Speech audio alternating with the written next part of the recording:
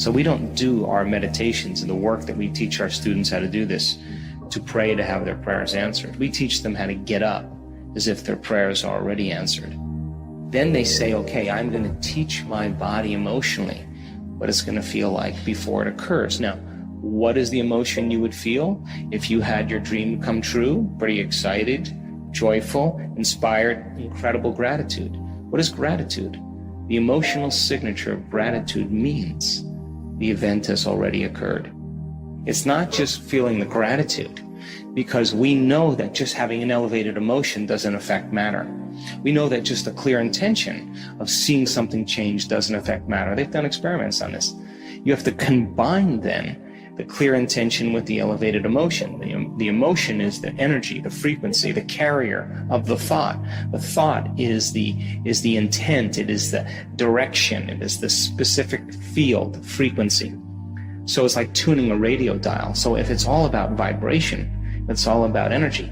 When there's a vibrational match between your energy and that potential that exists in the quantum field, when there's a vibrational match, it's going to find you. And if you can hold on to that emotional state of gratitude, your body is living in that future in the present moment. And that's when we begin to see the miracles happen.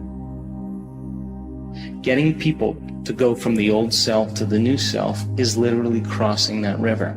And if you know that there's another side to the river, and you have the passion, the intensity, and the will to keep going and get beyond your emotions, get beyond your habits of thought, get beyond your unconscious states of mind and body, and you keep moving across that river, sooner or later you are going to break free from the chains of the past. And when you do, you're going to liberate a whole lot of energy. And that energy you're going to use to design a new destiny. The quantum model of reality tells us that all possibilities exist in the present moment. So you have to get to the present moment in order to create. When that person reaches that elegant present moment, the moment they do that, they become nobody. They become no one.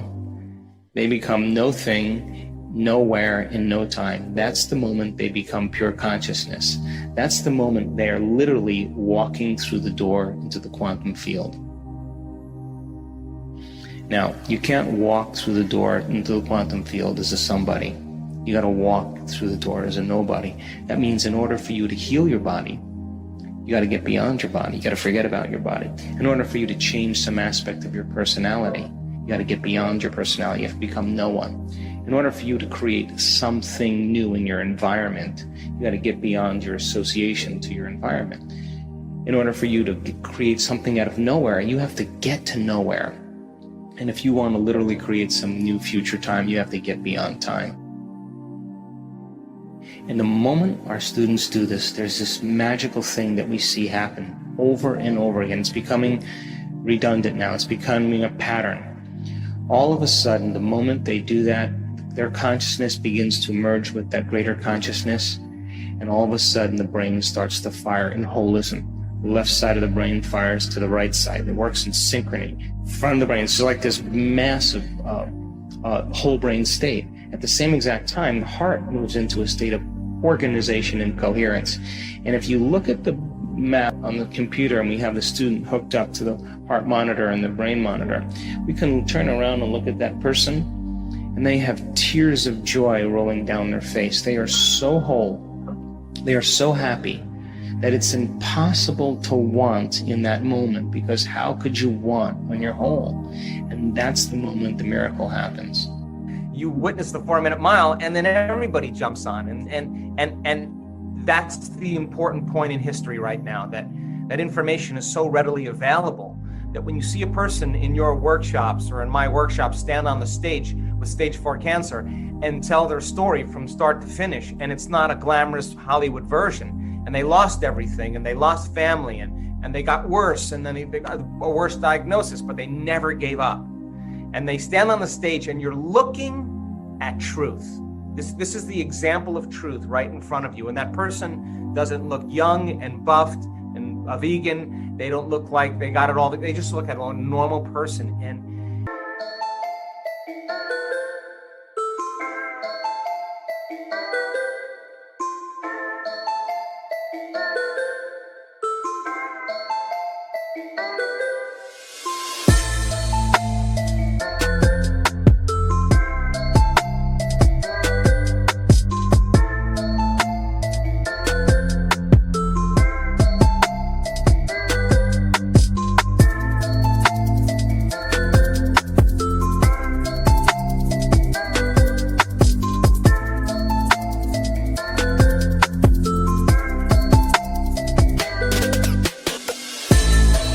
that's when everybody leans in and looks, because they want to know that that person is telling the truth, and they are, because their experience of what they did is helping somebody in the audience with a similar condition. And that's when all of a sudden the person says, if that person can do it, I can do it. And they step into that footprint. And the cool part about it is many times they do it, that change, in half the amount of time. Well, it's in the field. There's information, a footprint in the field, and there's evidence right in front of the person. And then that 4-minute mile becomes somebody else's opportunity to prove to themselves that it's actually possible. And so then, just like an infection spreads amongst a community and creates disease, and all of a sudden health and wellness become as infectious as diseases. And I think this is the time in history where it's not enough to know. This is a time in history to know how. And finally, people are latching on to that. A miracle is not only something that one observes or witnesses, it can also happen from within. Dr. Joe has shown to the people around the world that a person can truly cause a miracle from within, and not purely by example or an experience by a story of himself or another person, rather by giving concrete scientific proof that it can happen. He has explained to us that the mind is a powerful thing which has limitless potential, and only we ourselves can make a miracle happen, be it healing or anything else.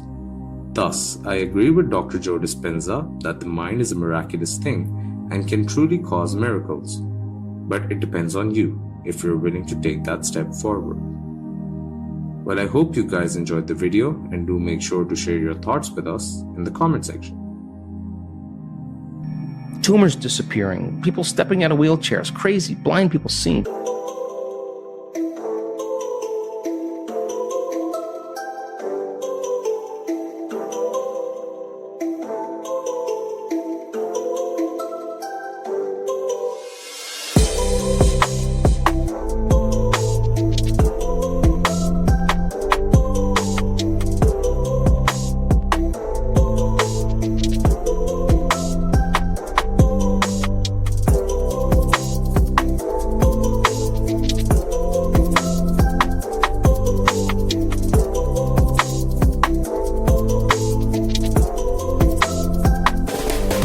Deaf people hearing crazy stuff. This is biblical proportion stuff. And now they're doing it non-locally because they can't be together, but they understand in the quantum there's no separation. They can do it without being there. And they're not doing it. I've dropped in on these calls. They're not doing it because they want to hang a shingle on their door saying, I'm a healer. In fact, they got to get beyond that in order to heal. They got to get beyond that identity. They're doing it because they're healing themselves every time they connect to love. And so, that person then, whose daughter was riddled with a brain injury from a child, that never looked at her brothers, never was present, never could talk, was still and frozen, who's now looking at her brothers and laughing and hugging them and smiling and trying to talk. We're on the call with 50 people and 2 scientists from a prestigious university. And this woman is telling the story, and everybody is sobbing. Everybody is sobbing. Why? We contribute to the living organism. You made a difference. You changed somebody's life. That's why we do it, for that feeling. You keep doing it. That's going to be a common feeling. You're going to get really sensitive to some energy, to some feeling. That's what it's about. People try to work their whole week in opening their heart at a week-long event. Comes time to heal another person, now it's no longer about them. And they get it. They get it. All they had to do is open their heart for somebody else. That's how it opens. So then we have it backwards. That when we start regulating and feeling wholeness and love, and we practice that on a daily basis, the master goes unnoticed, walking past somebody and healing them. They don't want to be recognized. They're not doing it for recognition. They left that a long time ago. They're doing it because they want to execute. They want to know the right time, the right moment, the right second to be able to do it. So I'm proud of our community. because our community is connected. I never want this work to be about me.